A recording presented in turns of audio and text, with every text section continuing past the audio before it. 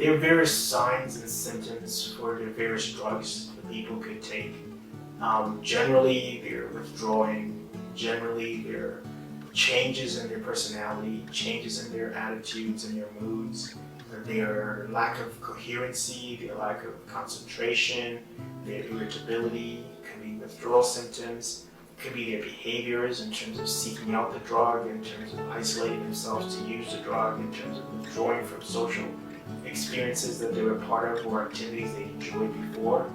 So habits that reflect use of drug could be symptoms. Withdrawal symptoms like irritability, anxiety, and depression, and hallucinating could be symptoms, as well as their withdrawing from social activities and activities they enjoyed in order to isolate themselves to use the drug. So suicide is a big potential reason that people overdose, is that they find using a lot of prescription medication or using a lot of illicit drugs may help overdose, which may lead to death. And so that is a big motivation for some people in overdosing. Others, there is a sense of I want to have the highest high I can get. So chasing the dragon, it's called, chasing the dream, chasing what is potentially at the end of the rainbow, this great euphoric experience, this otherworldly experience. I think these are some of the major factors that lead to overdose. And then maybe potentially a third reason is just lack of knowledge of how much is enough to create the original high, how much is enough to create the experience we want to have, and how bodies react to the drug. And so just a lack of knowledge and understanding about particular bodies and that particular substance may lead to an overdose.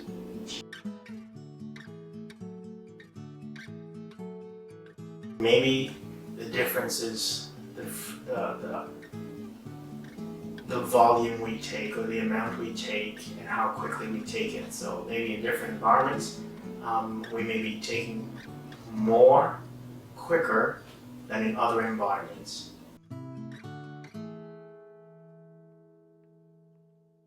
My impression is that depending on the context, if the first time you're taking a drug is in a wild environment where we're here to have fun and let go and let loose, it's possible that if that's your first time, you're likely to overdose. It is also true that people who have been taking drugs for a long time may be continually chasing a greater high or the original high they had the first time they used the drug, and that may lead them to overdosing, trying to have the same experience. And our bodies adapt to the drug, so we tend to need more to have the original experience, and this may be what leads to overdosing.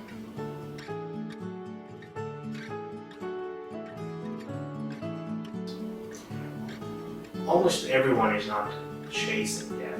Almost everyone is chasing the experience. The problem or the issue is that in our pursuit of the experience, we get addicted. In our addiction, we're likely to overdose. In the overdose, we're likely to die. But we're often chasing the experience.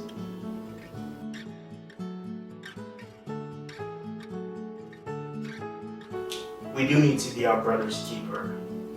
And when you are concerned about someone, either because they may show little signs of drug use or a change in behavior or a change in attitude, it's worth asking. And it's worth expressing your concern. Sometimes you might get the response like, "It's nothing, I'm sick," and then all is clear. At other times, your concern might lead to the person opening up and sharing about this, the drug use that they're involved in or engaged in. And if it is, then you can help support them in terms of accessing information and getting resources, either to reduce their drug use or break their dependence or quit altogether.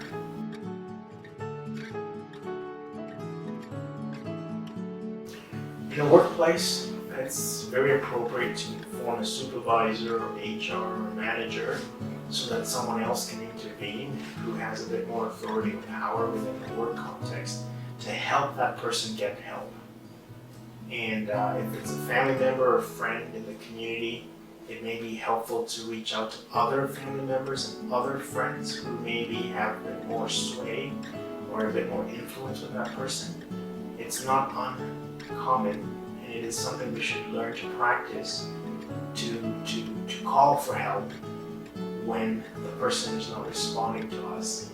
And the benefit to expanding the circle of those who know in order to intervene far outweigh the risks of breaking the confidence that you might have that the person is involved in using drugs.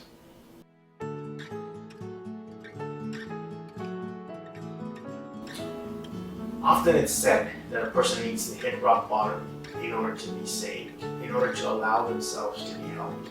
And so sometimes family members need support. The closer people to that person need support to be able to endure and tolerate while the person is working towards hitting rock bottom. The family member should not feel obligated or bound to enable, support, endorse, encourage this drug use and the effect it's having on their loved one.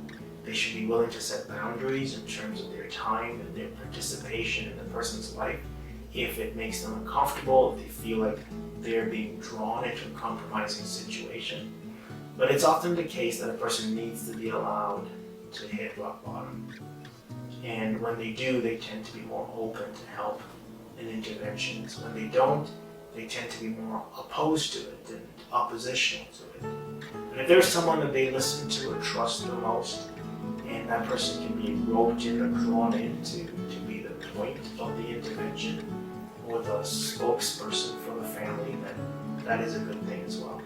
Some families, if it's a younger person, make it a requirement that they go for counseling as part of their being allowed to stay in the house, for example, or as part of their being allowed to continue to participate in family businesses or family functions.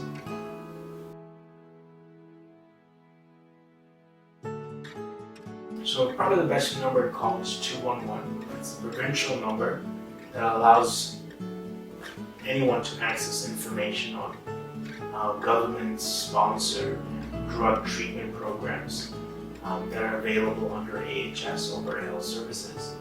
There is also lots of private treatment centers that may cost some money, and the range is quite huge. But the effectiveness of the treatment center doesn't really depend on how much it costs. So whether you're accessing free treatment or you're accessing paid treatment, some insurance companies, instead of healthcare plans, cover treatment in drug rehab or detox facilities. So there's lots of treatment centers. There's lots that are free. There's lots that are paid, and they're available to anyone who needs help.